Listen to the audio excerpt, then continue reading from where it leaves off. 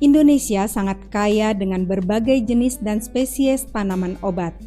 Tidak kurang dari 30.000 spesies tanaman yang telah dibukukan sebagai tanaman obat. Penggunaan tanaman sebagai obat-obatan telah berlangsung sejak ribuan tahun yang lalu. Para ahli kesehatan bangsa Mesir kuno pada 2500 tahun sebelum Masehi telah menggunakan tanaman obat-obatan. Begitu pula di Indonesia.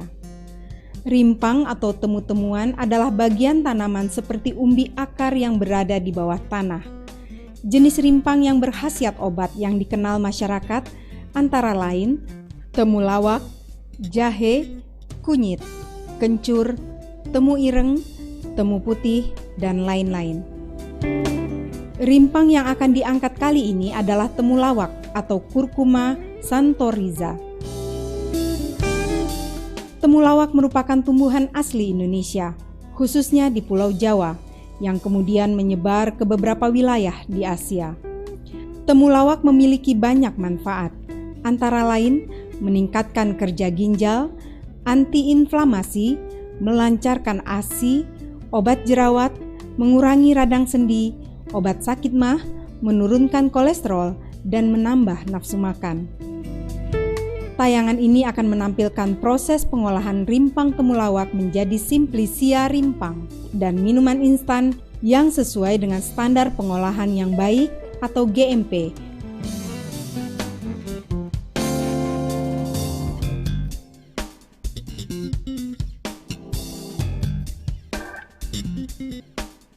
Istilah Simplicia dipakai untuk menyebut bahan-bahan obat alam yang masih berada dalam wujud aslinya atau belum mengalami perubahan bentuk.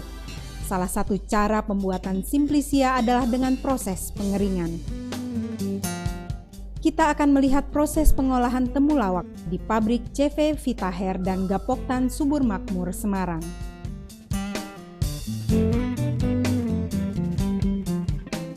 Bahan baku yang digunakan merupakan temulawak segar dengan umur tanam sekitar 7 hingga 12 bulan. Dengan ukuran yang besar dan dalam kondisi yang baik, tidak cacat atau rusak. Bahan penolong. Air berfungsi untuk mencuci bersih temulawak dan peralatan yang akan digunakan untuk produksi.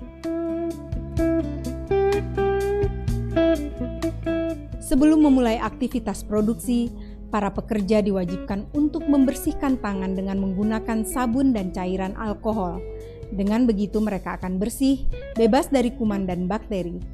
Tahap berikutnya, mereka diwajibkan untuk memakai sarung tangan, masker, tutup kepala, sepatu boot, dan celemek.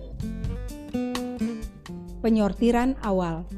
Pada tahap ini dilakukan untuk memisahkan kotoran-kotoran atau bahan-bahan asing lainnya dari bahan temulawak. Proses penyortiran awal ini bertujuan untuk mengurangi benda asing yang ikut dalam proses selanjutnya. Pencucian.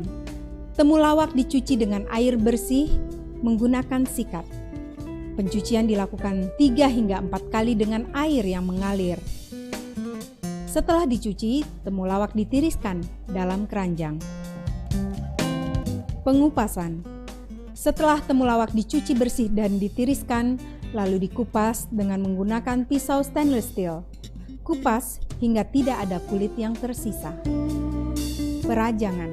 Perajangan adalah proses memperkecil ukuran sehingga mudah untuk dikeringkan agar daya simpan lebih lama. Perajangan dapat dilakukan dengan menggunakan mesin atau dengan cara manual, yaitu menggunakan pisau. Perajangan dilakukan satu arah dengan ketebalan 2 hingga 4 mm. Pengeringan. Pengeringan potongan temulawak ditata dalam sebuah loyang yang besar. Potongan temulawak harus ditata agar pengeringannya lebih merata dan cepat.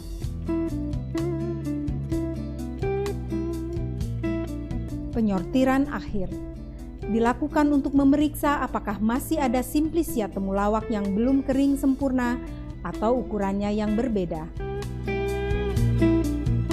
Setelah rimpang temulawak mencapai kadar kekeringan yang diinginkan, selanjutnya dapat segera dikemas untuk menghindari penyerapan kembali uap air oleh rimpang. Pengemasan dilakukan dengan hati-hati agar rimpang tidak hancur. Setelah dimasukkan dalam kemasan, langsung ditutup dengan menggunakan sealer.